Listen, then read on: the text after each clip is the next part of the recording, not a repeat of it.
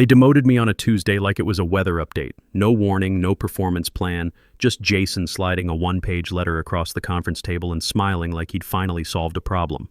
Sarah from HR sat beside him, hands folded, eyes already avoiding mine. I didn't argue. I didn't raise my voice. I just asked one question. Can you email me the HR documentation that supports this decision? The room went quiet in a way I've only heard when someone realizes they've put something in writing they can't take back. I'm Kevin Thompson, 48 years old, Senior Quality Assurance Manager at Parker Manufacturing in Dallas. We make automotive parts for the Big Three. I've been doing this work for 12 years, 6 of them here. Ex-Navy, divorced, 2 grown kids. I show up early, check safety protocols twice, and go home knowing nobody gets hurt because I cut corners. The meeting invite had been vague. Quick sync, 10 minutes. When I walked into that small conference room, Jason was already there with Sarah. No laptop, no agenda, just a printed letter face down on the table. That was my first red flag.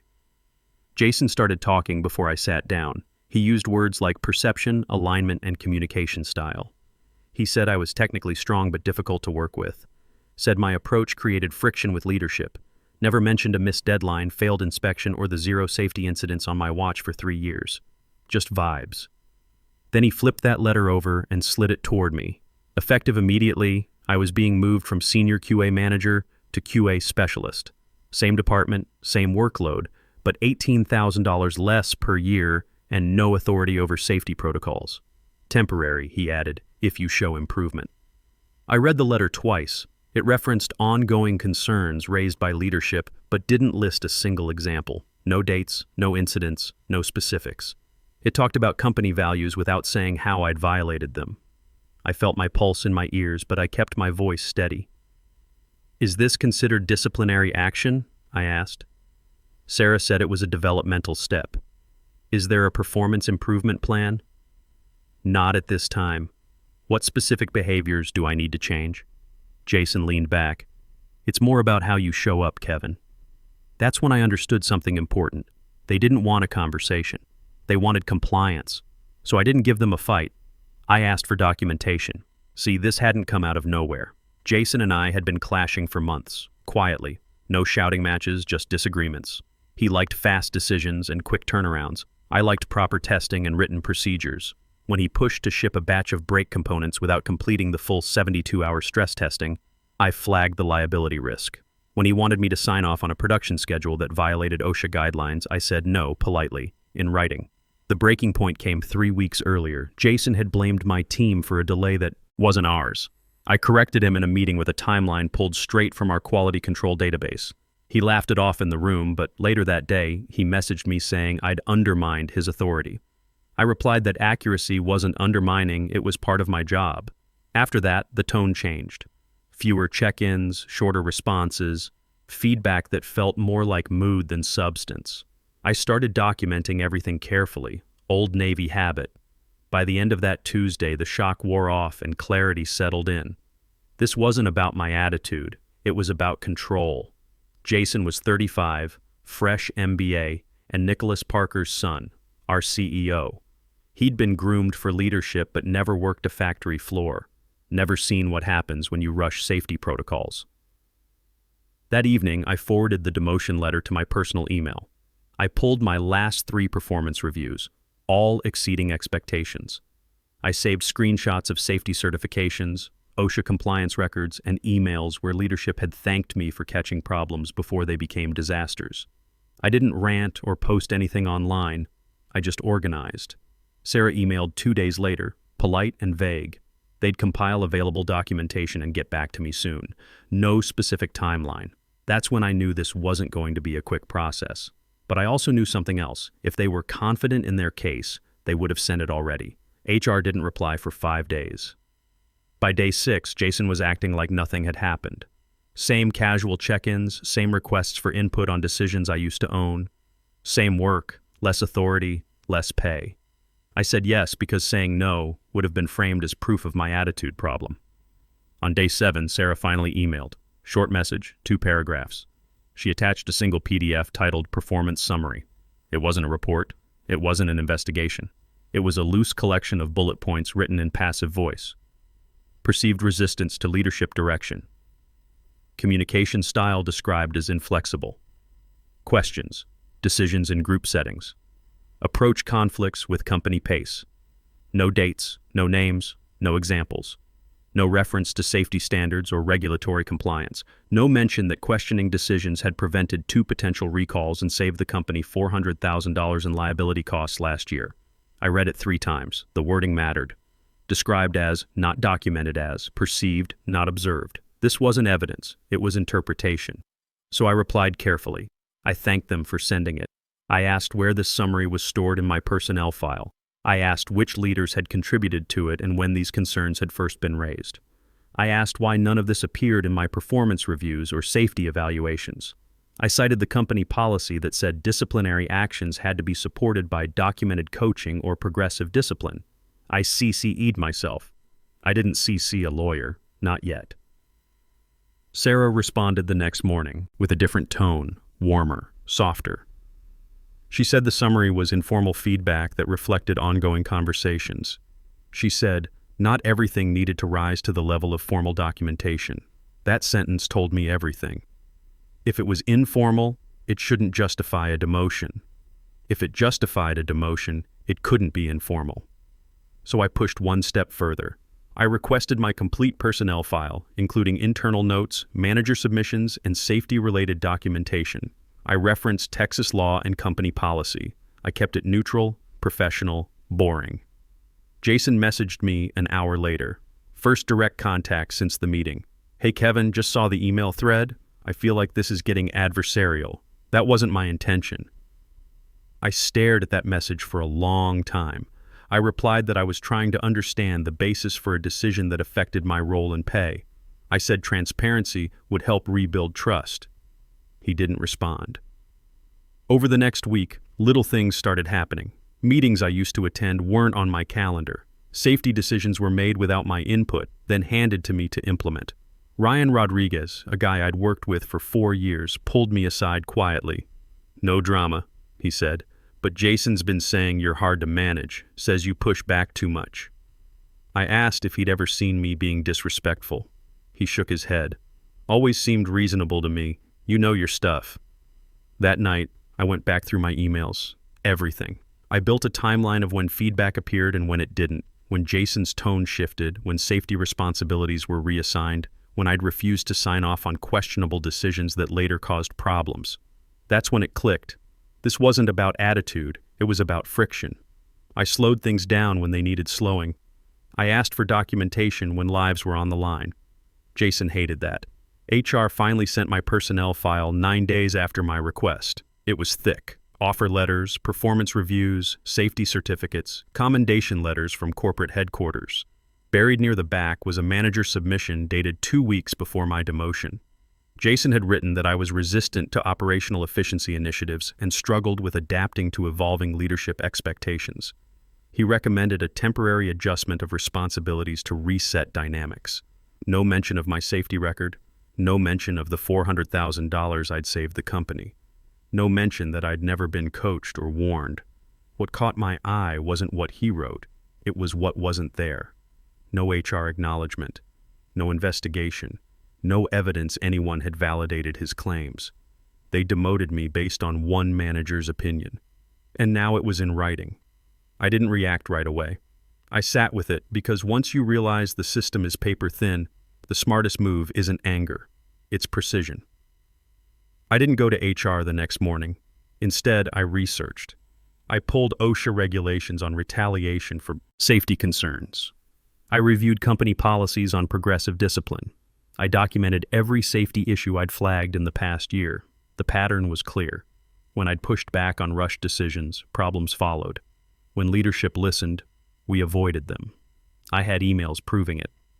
A few days later, Sarah scheduled a check-in. The conversation was friendly, almost casual. She asked how I was adjusting, whether the role felt clear, whether I had concerns about Jason. I said I was doing the work. I said I understood the expectations. Then I asked a question that changed everything. How does the company typically review demotions to ensure they meet progressive discipline standards? Sarah hesitated. Not long, but long enough. She said there was a formal grievance process, rarely used. She said it might strain relationships. I told her I understood. I asked for the form. When I submitted that grievance, I wrote it chronologically. I attached performance reviews, safety certifications, emails where leadership had praised my thoroughness. I referenced specific OSHA guidelines Jason's decisions had violated. I didn't call him malicious. I called the process unsupported by company policy. The grievance form was 6 pages when I finished, each claim backed up with documentation, each timeline verified with email timestamps. I wasn't asking them to take my word for anything. 2 days later, Jason called me. First actual phone conversation since this started. He sounded calm, but there was something tight underneath. I feel blindsided by this, Kevin. I wish you'd come to me directly. I did come to you directly, multiple times. I asked for clarity, for documentation, for specific examples. Not everything needs to be a formal process. Safety does, accountability does. When you're dealing with brake components in people's lives, everything needs to be formal. Look, I think there's been some miscommunication. Maybe we can work this out without all the paperwork. That was the first crack in his confidence. He was offering to negotiate. The paperwork is already submitted, I said. Let's see where it goes. The call ended politely, but I could hear the change in his voice. This wasn't going how he'd expected. After that, things moved fast. HR stopped being vague. They started asking specific questions, dates, witnesses, documentation. They asked Jason for coaching records. He didn't have any. They asked why safety concerns hadn't been addressed through proper channels. Meanwhile, Jason started changing his behavior. He CC'd HR on messages. He documented conversations that had never been documented before. Too late. The absence of past documentation only highlighted just how urgent it was now. The most unexpected moment came when Ryan pulled me aside again a week later. He said HR had contacted him as part of their review. They asked about my work quality, my safety focus, my interactions with the team. I told them the truth. He said, "You're thorough. Company's better for having you." That sentence meant more than any vindication letter could have. I realized I hadn't been alone. I'd just been quiet. But HR wasn't stopping with Ryan. They contacted Michelle Torres from engineering, Brad Walsh from production, and Karen Stevens from corporate quality assurance. Each conversation revealed the same pattern. People respected my work. They trusted my judgment on safety issues. The difficult-to-work-with narrative wasn't matching what they were hearing. 3 weeks into the investigation, HR scheduled another meeting with me. This time, it was just Sarah and her manager, Patricia Williams. No Jason. Patricia was direct. "We're reviewing the circumstances around your role change. Can you walk us through your understanding of the events leading up to it?" I'd been preparing for this moment. I pulled out a folder with printed emails, sorted chronologically. I walked them through each interaction with Jason where safety concerns had been raised. The brake component testing, the production schedule conflicts, the timeline correction that had triggered his complaint. For each incident, I showed them the original issue, my response, and the outcome. When I'd been overruled, problems had followed. When my recommendations were followed, they hadn't. "This is comprehensive," Patricia said, flipping through the documentation. "I've always kept detailed records," I replied. Navy habit. Sarah took notes throughout the meeting. She asked specific questions about company safety policies, about my understanding of progressive discipline, about whether I felt my demotion was related to safety advocacy. That last question hung in the air for a moment. I answered carefully. "I think my role change happened after I consistently raised safety concerns that slowed down operational timelines. Whether those concerns were the direct cause or just made me inconvenient, I can't say for certain, but the timing suggests a connection. After that meeting, things started shifting in ways I could feel but couldn't quite see. Jason stopped messaging me entirely. Ryan mentioned that some of the shortcuts Jason had been pushing were quietly being reversed. The 72-hour testing protocols I'd insisted on were suddenly back in the standard procedures. 2 weeks later, HR expanded their review. They contacted former employees who'd worked under Jason. Both had left within the past 18 months. Both had cited cultural fit and communication differences in their exit interviews. Now they were being asked more specific questions. I only learned about this when Lisa Martinez, a former employee, called me directly. She'd moved to a competitor but still had friends at Parker Manufacturing. They asked me about safety protocols and whether I felt supported when raising concerns, she said. I was honest. Jason doesn't like being questioned, even when the questions are legitimate. Two more conversations like that told the same story. People who'd worked with Jason had noticed the same pattern I had. Question his decisions, get labeled as difficult. Push for proper procedures, get marginalized. HR called me back for what they said would be a final meeting. This time, Patricia had someone else with her, Dan Murphy from corporate HR. "Kevin, we've completed our review," Patricia said. "We found that your demotion didn't follow progressive discipline procedures. The documentation supporting the action was insufficient." Dan leaned forward. "We're also concerned about potential retaliation for safety advocacy, which violates company policy and federal regulations." I felt something loosen in my chest, but I kept my expression neutral and professional. "What does that mean for my situation?" "Your original role and compensation will be restored, effective immediately," Patricia said.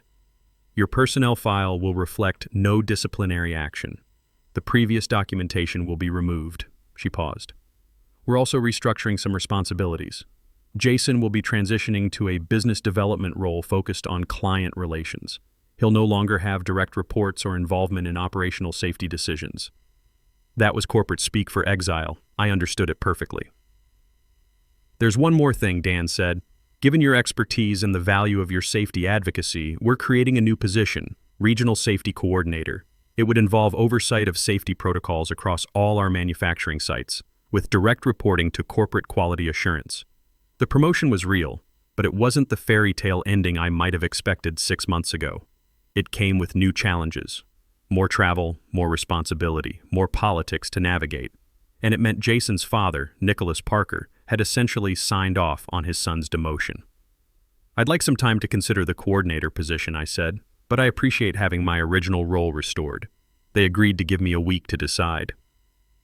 Walking back to my desk, I felt something I hadn't felt in months. Not triumph, exactly. More like equilibrium. The system had worked, slowly and imperfectly, but it had worked. Documentation had mattered. Process had mattered. Patience had mattered. Jason was nowhere to be seen that afternoon. His office was empty, computer packed up. Ryan mentioned he'd left around lunchtime with a box of personal items.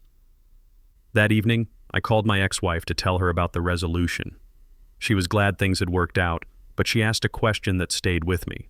"Are you going to take the new position?" I didn't have an answer yet. At 48, starting over in a new role meant risk. But staying in the same position after everything that had happened also meant risk. Some relationships would never fully heal completely. Some trust would never be completely rebuilt. The next morning, I found an email from Nicholas Parker himself. Brief, professional. He thanked me for my professionalism throughout the process and said the company was better for having employees who prioritized safety and integrity. No mention of his son. No apology, just professional acknowledgement. It was enough. 3 days later, I decided to take the Regional Safety Coordinator position.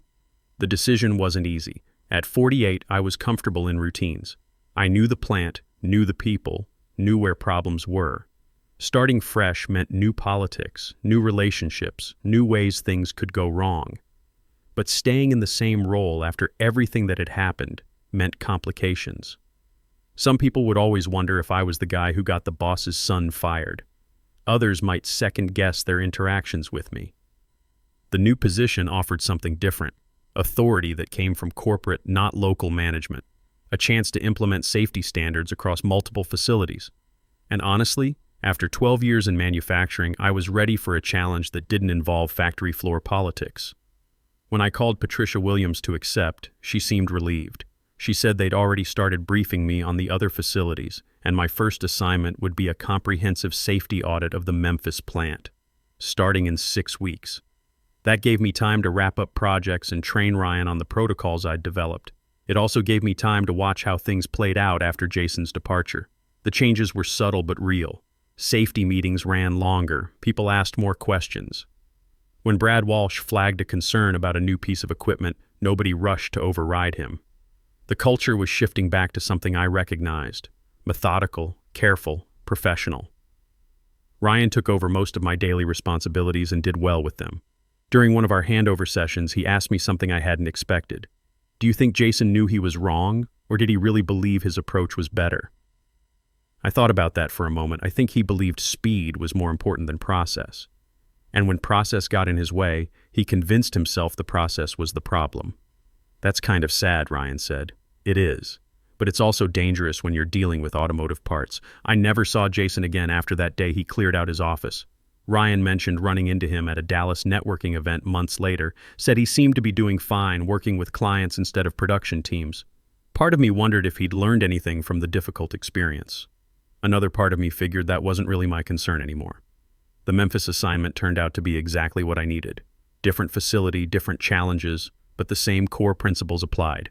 Document everything, follow procedures, ask questions when something doesn't look right. I found myself sleeping better on the road than I had at home in months. There's something clarifying about walking into a new place where your reputation is based entirely on the work you do. 6 months into the new role, I got a call from Michelle Torres back at the Dallas plant. She'd been promoted to senior engineer and was dealing with a safety issue that reminded her of the brake component problems. I wanted to run this by you before escalating, she said. I've got timeline pressure from management, but the testing data doesn't look right. I walked her through the same process I'd used dozens of times. Document the concern, reference the relevant standards, present alternatives that balance safety with operational needs. Don't make it personal. That's exactly what I needed to hear, she said. Thanks. After we hung up, I realized something important had changed. I wasn't the guy fighting battles anymore. I was the guy helping other people fight their battles smarter and more effectively. The regional role taught me things I hadn't expected. Different plants had different cultures, but the same basic dynamics played out everywhere. Someone pushes for shortcuts, someone else pushes back. How those conflicts get resolved determines whether people go home safe.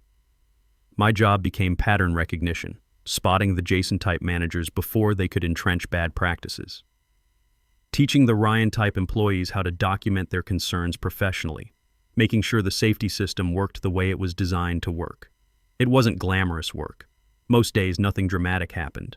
But every few months, I'd get a call or an email from someone at one of the plants saying they'd prevented a problem by following protocols I'd helped establish. Those messages made the travel and the hotel rooms and the repetitive training sessions worthwhile. A year and a half into the coordinator role, corporate offered me a position in the home office. Director of Manufacturing Safety. More responsibility, better pay, less travel. I turned it down. The fieldwork suited me. I liked seeing the actual production lines, talking to the people doing the real work, solving problems that had immediate consequences. Desk jobs are fine for some people, but after everything I'd been through, I wanted to stay close to where things mattered. My kids noticed the positive change when they visited. My daughter said I seemed more relaxed, more confident than I'd been in years. My son asked if I was planning to stay with Parker Manufacturing long term. For now, I told him, as long as they keep letting me do the work. Looking back, I realized the demotion was probably the best thing that could have happened to my career. Not because I enjoyed the process, nobody enjoys being called difficult for doing their job correctly, but because it forced me to understand how systems really work and how to work within them effectively. These days, when people ask me for advice about workplace conflicts, I tell them to document better, to understand policies better than the people trying to circumvent them, to remember that patience and precision beat anger and volume. Most importantly, I tell them this. If someone says your attitude is the problem when you're advocating for safety or proper procedures, that's a sign you're doing something right. The trick is proving it in a way that leaves no room for interpretation. The truth has a way of surfacing when you give it enough light and time.